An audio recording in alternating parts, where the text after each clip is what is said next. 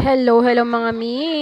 For today's mini video, i-share ko lang sa inyo ang aking natutunan. Gagawa tayo na ngayon ng freshener DIY. Ito yung ating main ingredients, ang ating fabric conditioner, ang ating asin, at tinidor, at of course, ang ating lagayan. So, ayan na yung ating lagayan. At dito natin nalagay ang ating magagawang freshener DIY. So, ayan lang mga mi, ang ating mga ingredients sa ating DIY freshener. Asin, fabric conditioner, tinidor, aking magiging lagayan. So, una natin gawin ay ipainit natin ang ating tinidor. Of course, dito sa ating stove na may apoy. Ayan.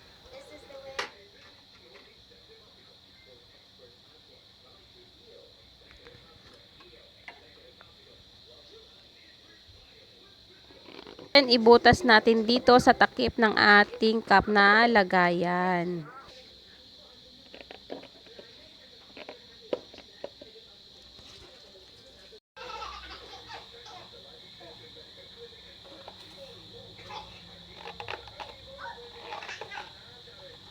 Butas-butasan lang natin dyan hanggang sa mapuno natin yung babaw ng takip ng mga butas para may lumabas na hangin dito sa kanyang takip sa taas. So, mga ganyan na mga aming kinalabasan pag binutasan natin ang ating takip. So, ayan.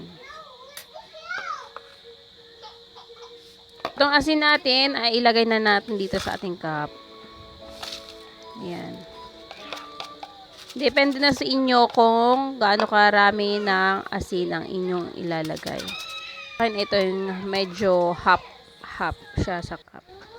And then, yung fabric conditioner natin kanina ay ibuhos na natin dito sa ating asin. Not sponsored ang ating fabric conditioner. So, ibuhos na natin yan.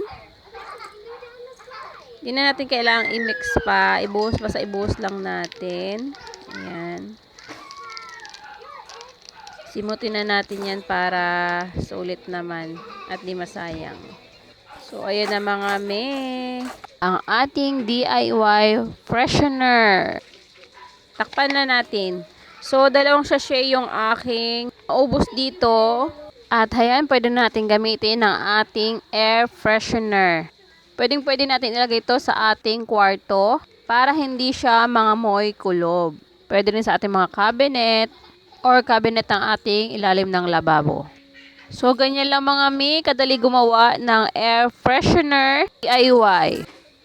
Thank you for watching. God bless.